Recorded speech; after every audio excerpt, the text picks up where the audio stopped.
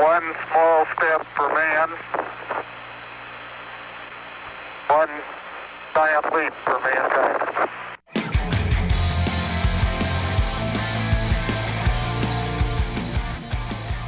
Today goes back several decades to a time, not even 1 month, after Neil Armstrong and Buzz Aldrin wandered around on our Earth's moon for their 3-hour journey into the history books. Hi, I'm Chris May, writer, producer, and host of This Day in Weather History, now in its second year from the Weather Network in Canada.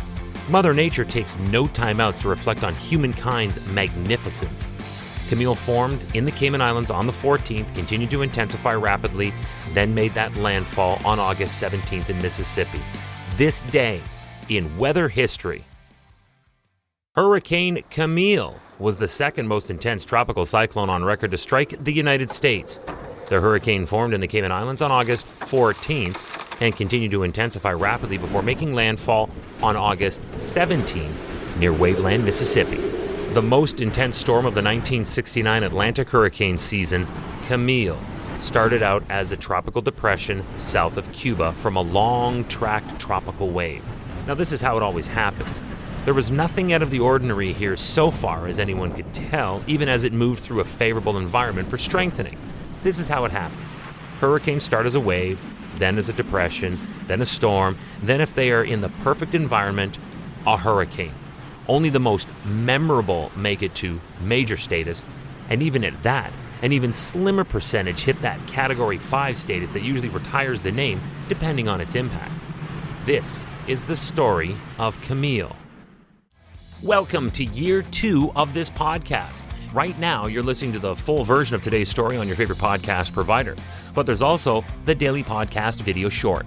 They're shot right here in my podcast recording studio, so you get that perspective, but oftentimes they will include visuals from that day's event from when it happened in weather history. So after listening to the full story, go check out the podcast video short on television or online anytime at theweathernetwork.com/weather history. August 15th. The tropical storm quickly intensified into a Category 2 hurricane before striking the western part of Cuba on August 15th. This is where it caught the NWS and Hurricane Center off guard, moving deeper now into the Gulf of Mexico. Camille underwent another period of rapid intensification here and jumped to a Category 5 hurricane the next day as it moved northwards towards the Louisiana and Mississippi region.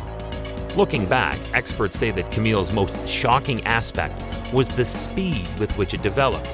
It is unusual for any storm, let alone a major hurricane, to explode in intensity like this. Remember, Camille had only just formed on August 14th. It reached Category 3 status, which now classified it as a major hurricane just 1 day later on the 15th, and then the day after that, on the 16th, it skyrockets to a Category 5 strength. Then it was the way Camille moved.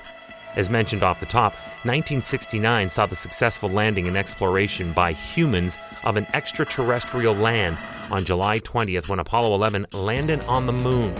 So satellites, therefore, were already very sophisticated and capable.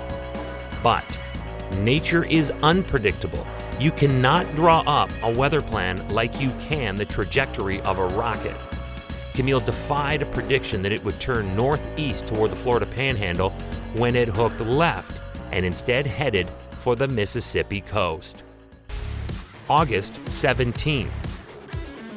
Despite weakening ever so slightly, this day in weather history, the hurricane quickly re-intensified back into a Category 5 hurricane before it made landfall a half hour before midnight in Bay St. Louis, Mississippi.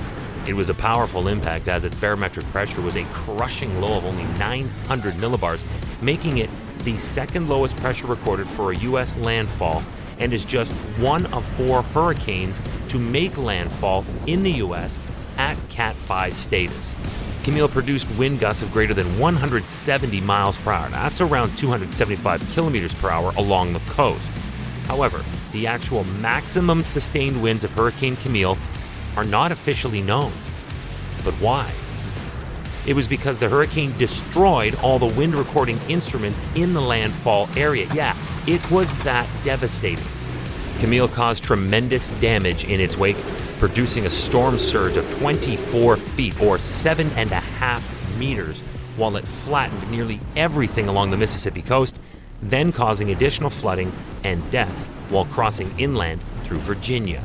In the total breakdown, while in the United States, Camille took the lives of more than 259 people and caused $1.42 billion in damages. That was back in 1969. That would be closer to $10 billion in 2020.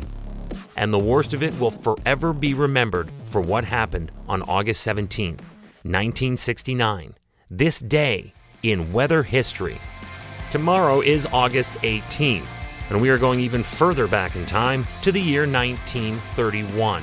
We will look at what happened, how it happened, and the toll it took on property, people, and the perception of major storms, like the 1931 Yanchi River flood that we pick up in progress tomorrow, this day in weather history, with me, your host, Chris May.